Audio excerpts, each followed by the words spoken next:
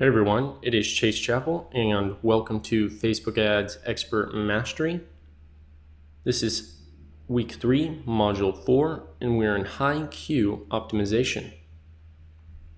Here's what we're going to be covering today. URL parameter tracking.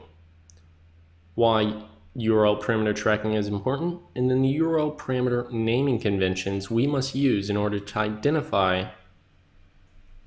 where somebody came from. Here's where we are now. We're in phase 3, optimization. You should have already completed phase 1, which is sourcing all of the possible data within your business or your client's business that you could have. You should have used that to then go into phase 2, which is launching your 30 ad variants in each of your ad set audiences.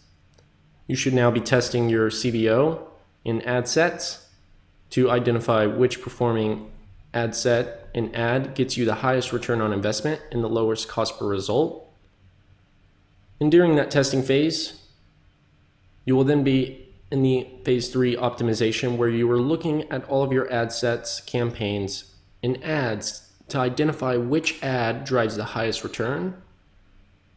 And then you're going to be optimizing in phase 3 to cut the ads that don't perform and keep the ads that do perform, and you're going to be using the insights and data that you gather from your testing to then optimize even further. So, URL parameter tracking. URL parameters. We use URL parameters to track where high quality individuals originated from to better optimize toward our conversion objective. URL parameters allow us to identify a quality lead or purchase from the exact campaign, ad set, and ad an individual came from. URL parameters are best used when optimizing towards higher quality individuals. Some of the methods to use are URL parameters and UTM tracking. So, why do we use URL parameters? Well, it's one of the best ways to accurately identify and optimize for higher quality individuals. And what is it? Well, unique tracking parameters are appended at the end of a URL. And you set up URL parameters, and then they're appended, and they submit inside of a form on your website, whether that's a lead form, order form, or purchase form. Whenever somebody presses a submit button, those parameters are captured and submitted.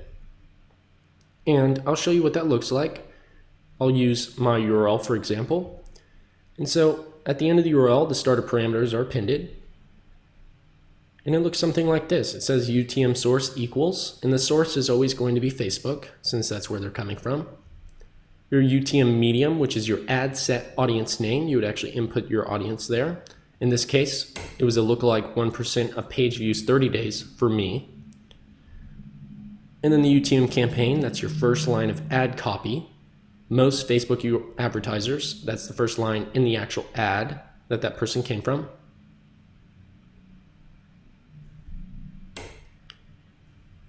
UTM content, little to no consistency. That's the ad headline.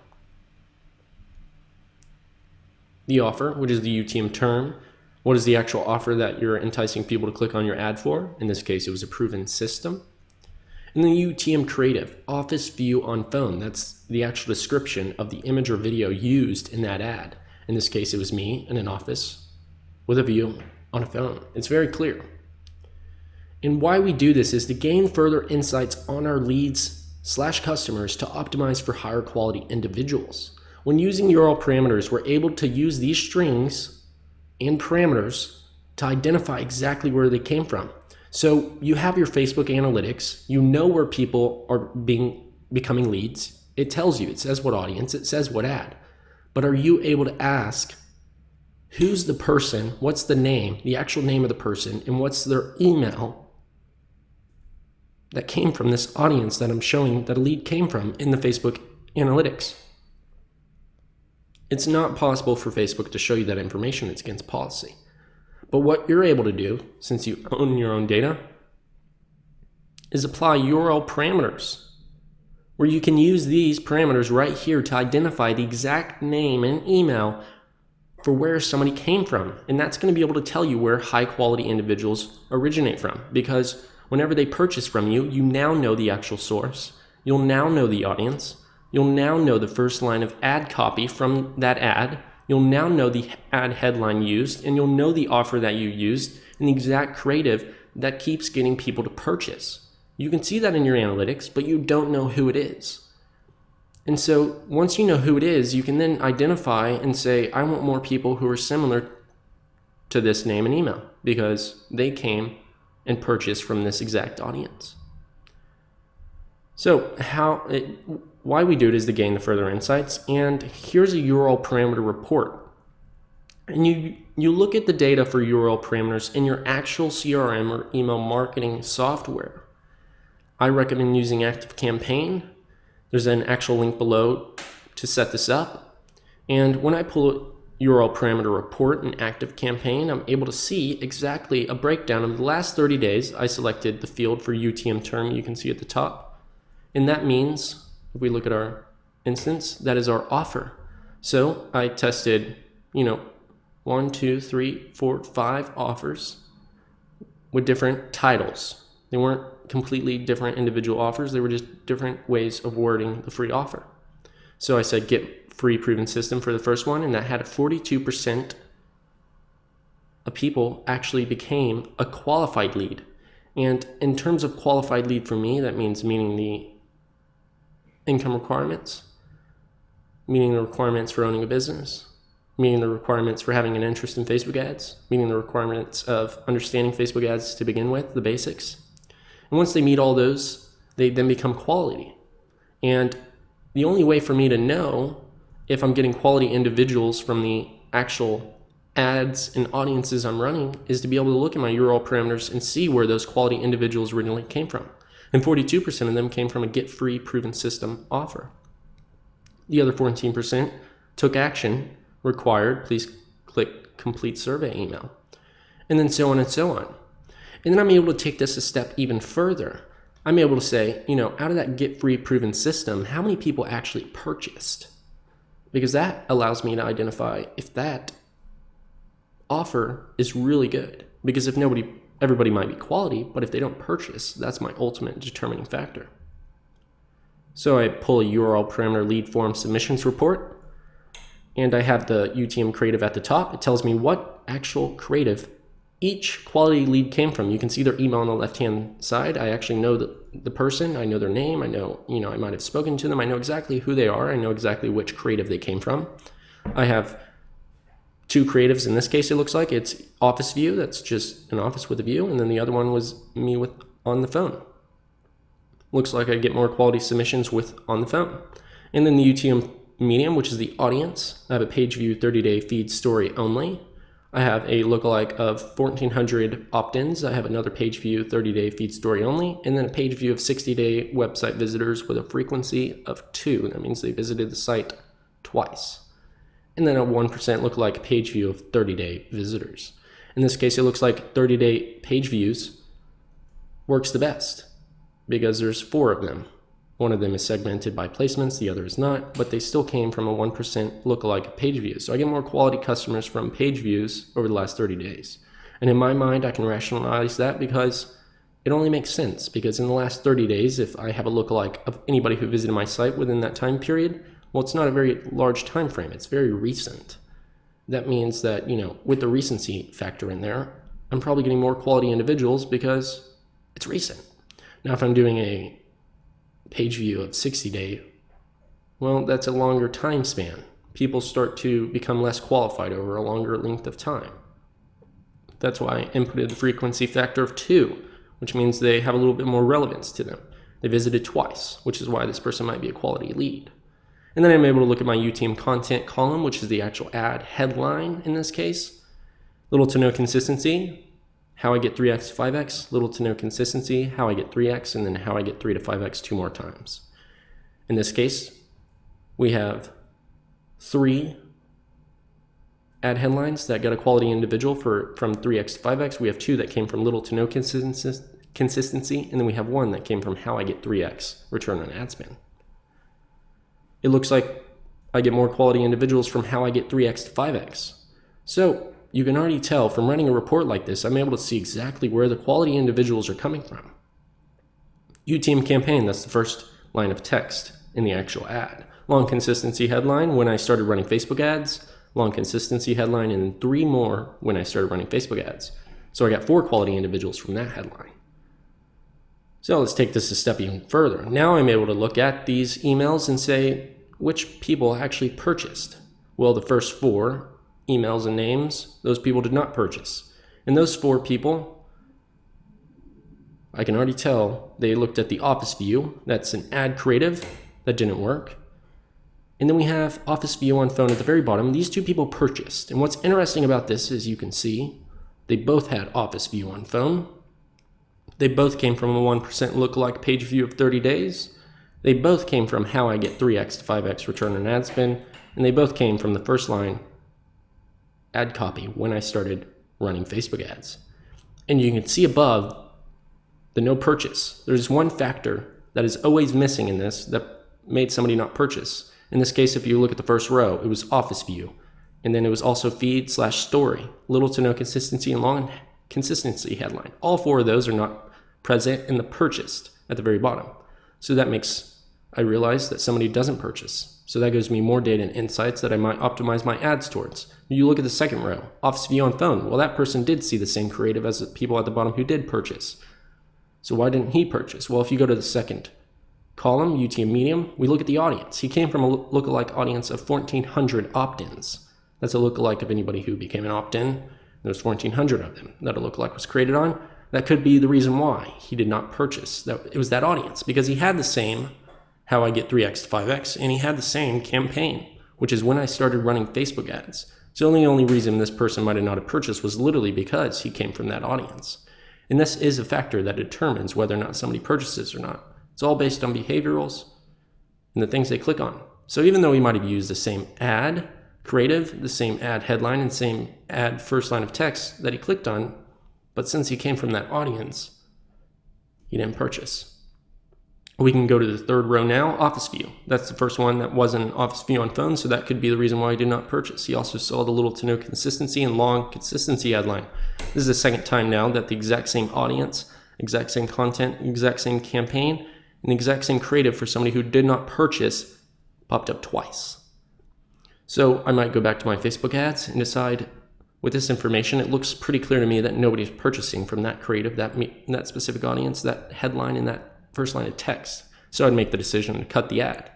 Well, you might ask, why didn't you just look at your Facebook ads and cut it right then and there whenever you saw that you weren't getting any purchases? Well, I'm not tracking purchases in my Facebook ads. In this case, I'm tracking leads, so I don't know if they purchased or not. So the cost per lead actually might be much lower in the audience of page view 30-day feed/story, and the cost per lead might actually be much lower with Office View creative only, and it might be much lower with little to no consistency and long consistency headline at the very top you see here. It actually might be my cheapest form of getting leads is using that ad and audience combination. But what I find out is that ad and audience combination actually costs me more money because nobody actually purchases from there.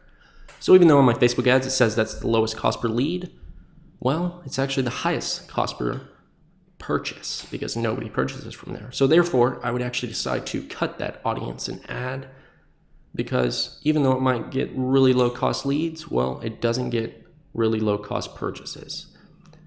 So you see the purchased rows at the bottom, they all had the same audience and ad. So that's pretty obvious to me that this is a working combination of ad and audience. And what I can say right now is if I go back and look at my Facebook ads, this actually could be the highest cost per lead audience and the highest cost per lead ad.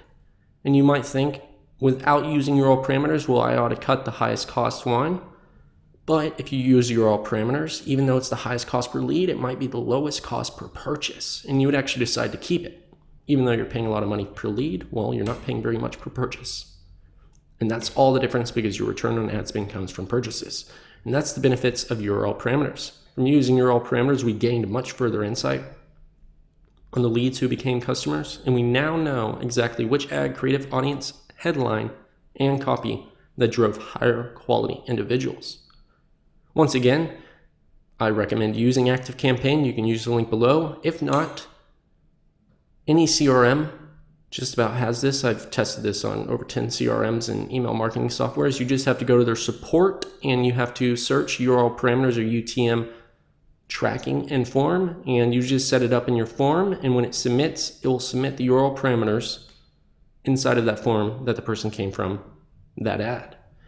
It's not too hard to set up. They have instructions on how to do so, but if not, you can use the video below on how to set it up with ActiveCampaign. So how we do it, we apply URL parameters on the ad level inside of Facebook ads. We then capture the appended URL parameters in a hidden lead or order form upon submission. Hidden lead or order form upon submission. That means it's on your website. Whenever somebody clicks on the URL from your ad, it's going to pin those URL parameters in the URL. They won't be able to see it unless they looked inside of the URL, which most people don't. And when they land on your landing page and they enter in their name and email or phone number, whatever it is you're capturing on the lead form, as soon as they press submit, those URL parameters are going to be taken out of your URL and they're going to be submitted inside of that form, and they're going to show on the email marketing or CRM software side of it on your end, where you can actually look at a report and see which ad, audience, creative, headline, and text that person came from. And you're able to find out if that person's quality or not. If they purchase, if that's your form of identifying quality, it's up to you to decide what quality means. And then you can go look at the people who are quality and see where they're actually coming from on your Facebook ads and make optimization decisions moving forward. So step one to do this. In order to set up URL parameters on the ad level, you select ads. You then click edit on your ad. And you're going to apply URL parameters to every single ad. Step two. By the way, you can check out the URL parameter training video lesson below this module in the resource section. It's more in-depth and detailed, but we'll continue to do this. Step two, it's important. At the very top, it says build a URL parameter right next to your URL. If you actually were to select that, you could enter in your URL parameters, but the problem with that is it creates a new URL, and that is not what we want to do because that will reset your social proof. So it's important. If your website URL is right next to build a URL parameter, don't select it. It'll reset your social proof. So in order to avoid that, you just go down to the tracking portion of this. You can see it at the very bottom of this image. It says tracking. And you'll know you're in the right section because it'll be below your Facebook pixel. And you'll see URL parameters and it'll say optional. You'll click build a URL parameter and you'll enter in the URL parameters. In this case, it's going to be your source, your campaign source. It's going to be Facebook always. The rest of these are going to be dependent on what your audience is, on what your first line of ad copy is, on what your content ad headline is. Make sure to enter these word for word and also keep them all lowercase because they are case sensitive.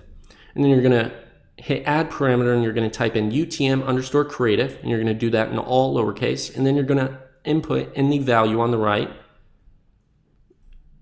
the creative image description or creative image video description. You're just going to type in what that is easy for you to identify it as. And then your offer. You're going to type in whatever that offer is. And then that's it. You'll hit apply and it'll apply. And then you're going to do that to all your other ads. And then on the ad level, we create unique tracking metrics, UTMs. We must apply them on the ad level in the URL parameters section to not reset the social proof on the ads. I just showed you that. Once again, you do it at the very bottom. It says build a URL parameter. You choose that one. You don't choose the top one. You choose the bottom. Now we must follow the same naming conventions on each ad so we can make reporting easier to look through in the future. When I say reporting, and easier to look through in the future, that's going to be on your actual email marketing software, your CRM. Whenever you download that report, it'll either be a CSV file or they'll have a report that's visible inside your actual email marketing. How ActiveCampaign does it, they actually show it inside of the platform. And it makes reporting easier because if you don't use uppercase and lowercase and you actually follow the case sensitive guide, which is keeping it all lowercase, it's going to combine high quality leads underneath the same ad copy that they might have came from, and it's going to tally them up. But if you do a capitalized Facebook and you do a lowercase Facebook, you're going to split your reporting in two because now you have people coming from a capitalized Facebook and a lowercase Facebook. That doesn't make any sense. There's not two different platforms they're coming from. It's just reading it as that. The actual program is reading it as two separate platforms, but it's because the case sensitive factor is affecting it. So you must keep them all lowercase. Main purpose. is to accurately know where the higher quality individuals come from that become a leader customer. The reason we use URL parameters is to really understand where the leads and customers are originating from. URL parameter naming conventions. UTM source, Facebook. It's always going to be Facebook. UTM medium, that's your actual audience. You'll insert your ad set / audience name. Be descriptive so you can identify what it is. UTM campaign, insert the ad first line of copy. That's going to be the first line of text in your actual ad. It's easiest to identify that way. UTM content, use the ad headline. And then creative, you're going to be descriptive and you're going to type in, what it is that image or video is about. You'll name it so that way you can identify it in your reports. UTM term, that's your offer. What is the offer that enticed somebody to click on your Facebook ad in order for them to submit the form or purchase from you? You want to be descriptive, but you want to use the same descriptions for the same things. So if you have the same ad headline in 2 different ads, but they both have a different creative name, well, you want to make sure that the ad headline is both titled exactly the same in both those URL parameters. So here's what we covered. We covered URL parameter tracking and how we set that up on the Facebook ad level and how we recommend to do it in the active campaign, but you can also search support for your CRM or email marketing software to set this up in the forums. Why URL parameters are important and the benefits of using them. We can gain a lot more further insights and optimize towards higher quality individuals. We can, gather more data than Facebook could actually provide us. We can look even further to where customers and purchases are actually coming from. It allows us to make better decisions. We can lower our prices per cost per purchase.